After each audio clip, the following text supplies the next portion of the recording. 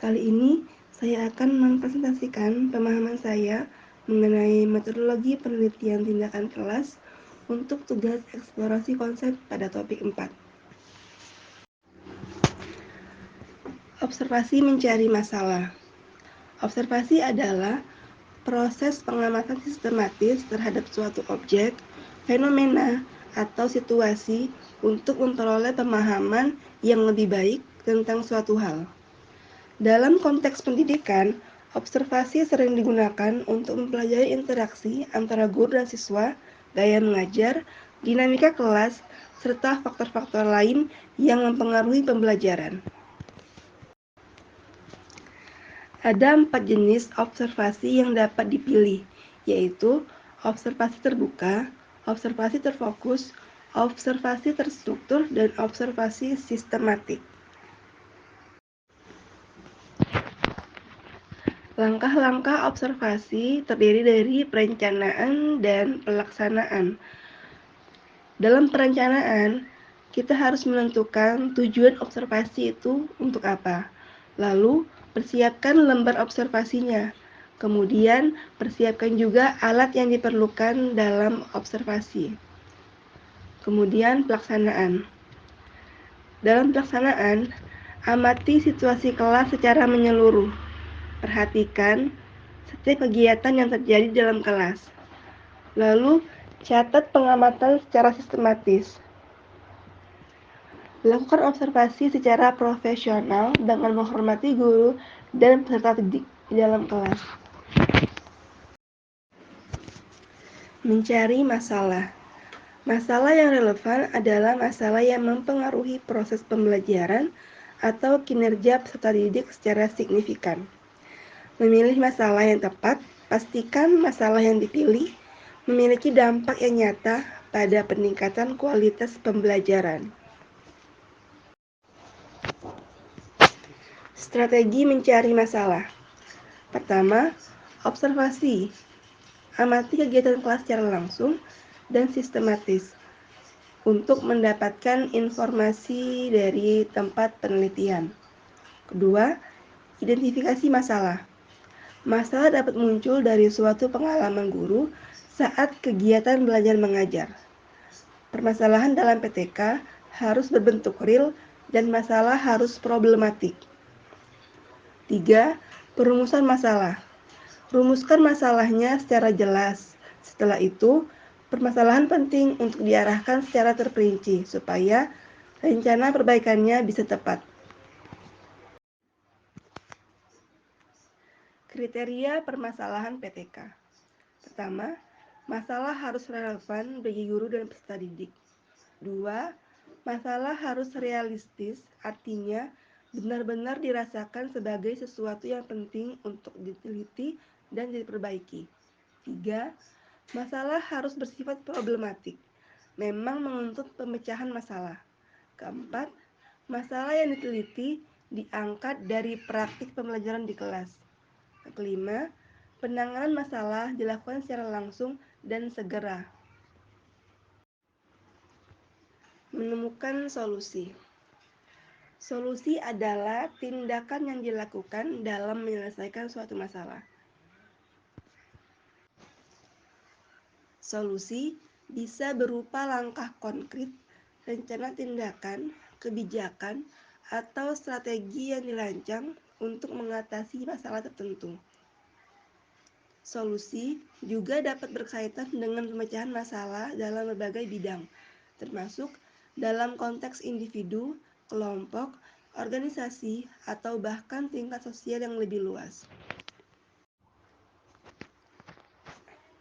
Tahapan menemukan solusi. Pertama, lakukan observasi dan wawancara di tempat yang akan diteliti. 2. Mencari kajian literatur permasalahan yang akan diteliti. Ketiga, tentukan solusi yang dianggap terbaik dalam menyelesaikan masalah. Alur solusi. Alur solusi terdiri dari 5 tahap. Yang pertama, observasi.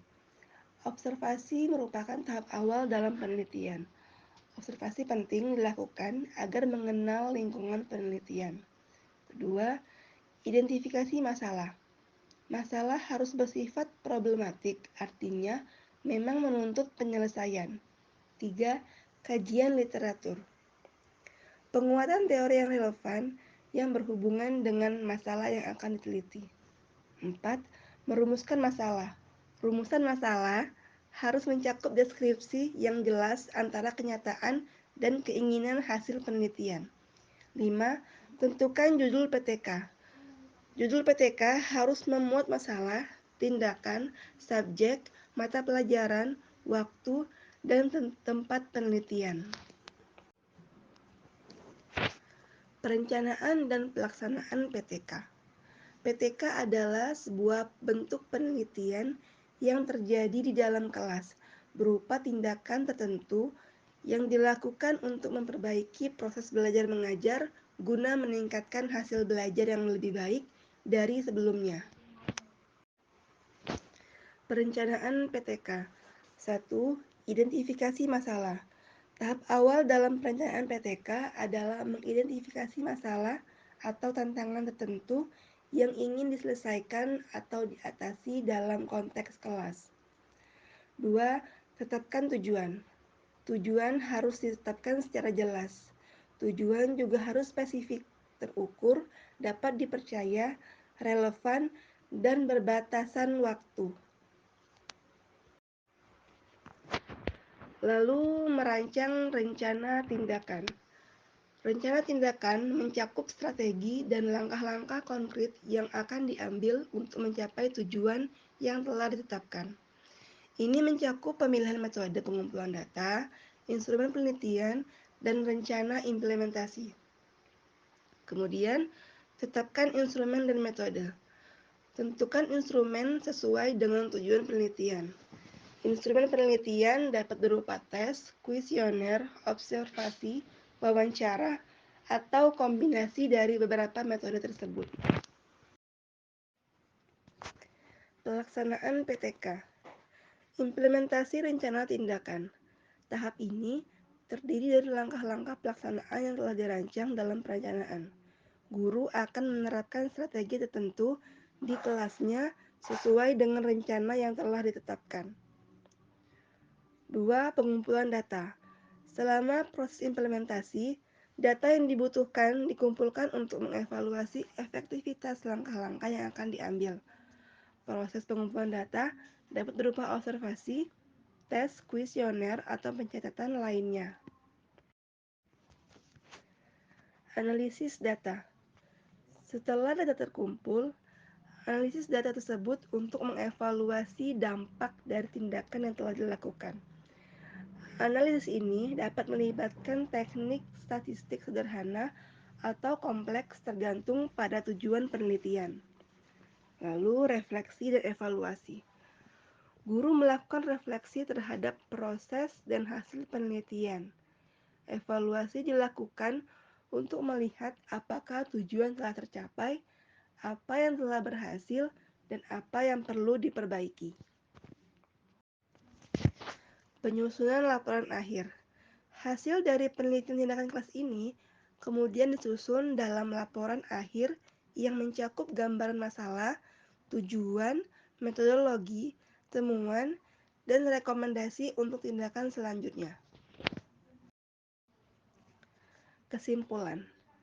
Perencanaan dan pelaksanaan PTK merupakan proses yang keberlanjutannya di mana hasil evaluasi digunakan untuk memperbaiki praktek pengajaran dan memperdalam pemahaman tentang dinamika kelas serta kebutuhan peserta didik. Sekian penjelasan yang bisa saya sampaikan. Mohon maaf apabila ada kesalahan. Saya akhiri. Wassalamualaikum warahmatullahi wabarakatuh.